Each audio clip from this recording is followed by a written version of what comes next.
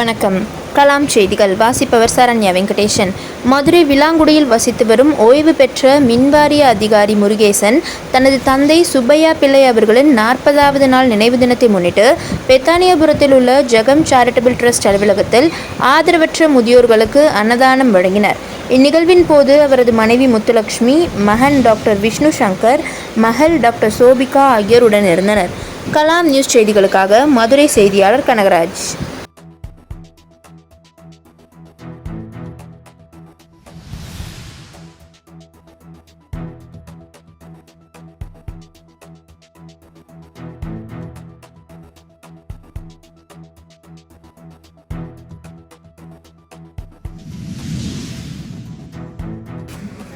இன்றைய தினம் தெய்வ திரு டி.எஸ். சுப்பையா பிள்ளை அவர்கள் 40வது நினைவு தினத்தை முன்னிட்டு அன்னதானம் வழங்குபவர்கள் விளாங்குடியை சேர்ந்த முருகேசன், முத்துலட்சுமி, சோபிகா, விஷ்ணு சங்கர் குடும்பத்தினர் அன்னதானம் வழங்குகிறார்கள். அவர்கள் குடும்பம் பல்லாண்டு காலம் வாழ இறைவனை வேண்டி எல்லோரும் ஓம் நமச்சிவாய என்று சொல்லி வாழ்த்துகிறோம்.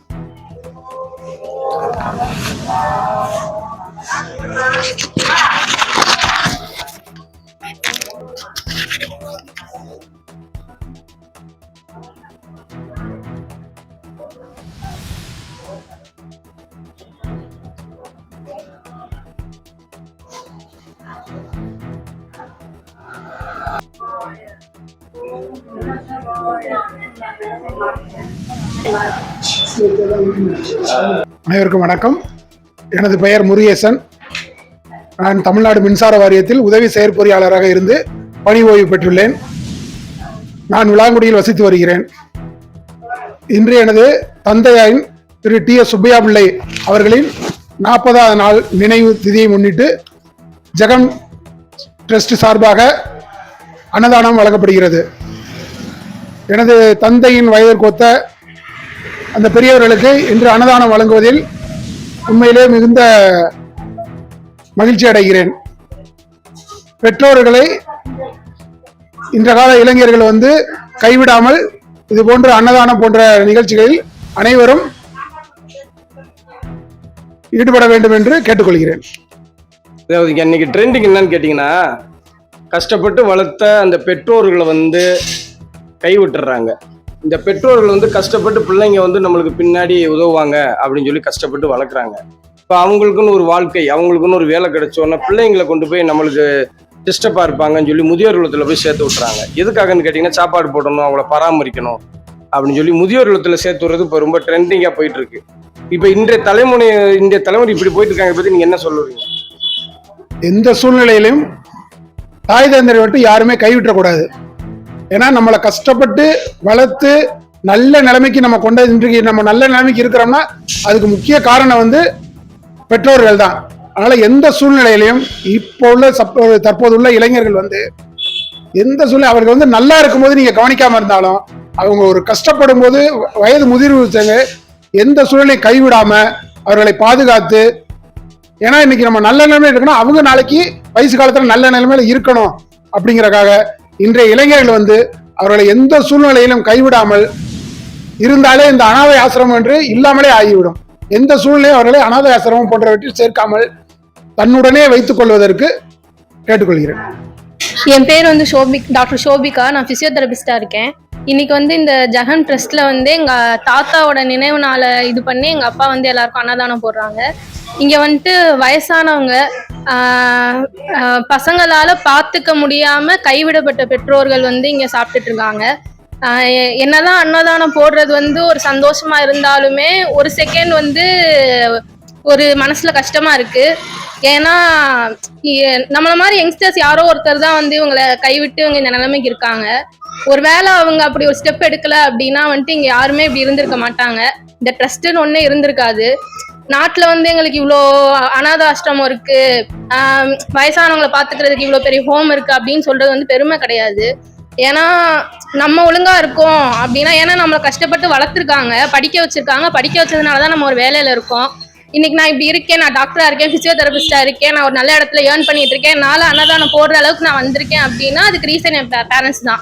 நாளைக்கு நான் அவங்கள விட்டுட்டேன் அப்படின்னா வந்துட்டு அது அடுத்து பாதிக்க போறது நம்மளோட ஜெனரேஷன் தான்.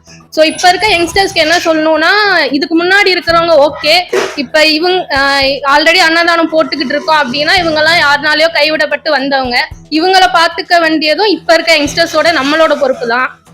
நம்மளோட பெற்றோர்கள் வயசாயிட்டாங்க, அவங்க ஏர்னிங்ஸை ஸ்டாப் ஆயிருக்கும் இந்நேரம். ஸோ அவங்களையும் நம்ம தான் பார்த்துக்கணும்.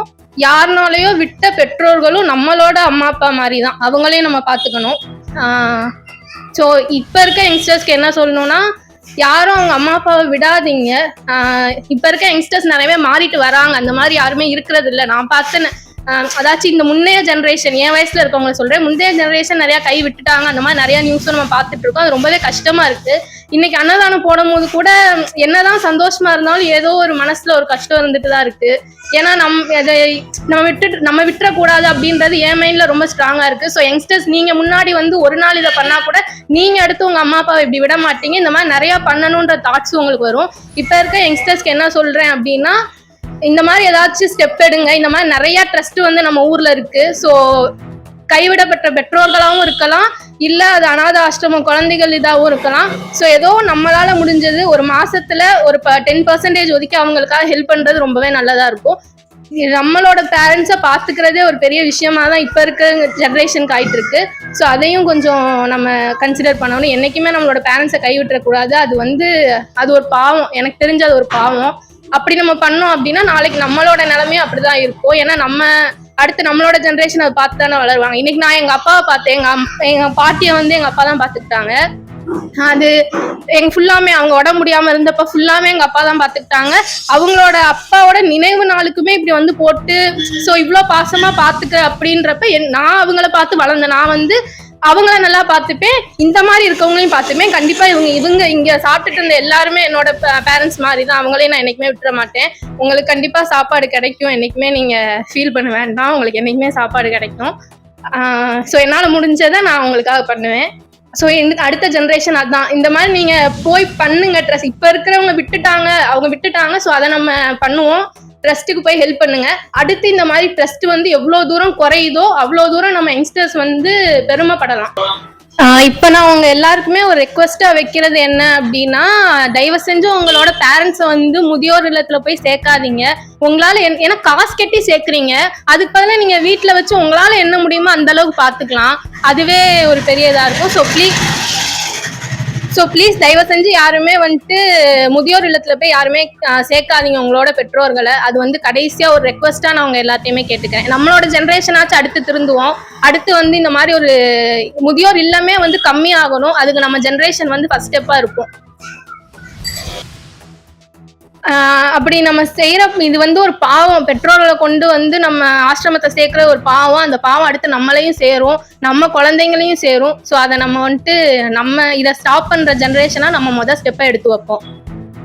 இதை முதியோர் இல்லத்துல யாருமே போய் சேர்க்காதீங்க, இது என்னோட வேண்டுகோள். ப்ளீஸ் யாரும் அதை பண்ணாதீங்க.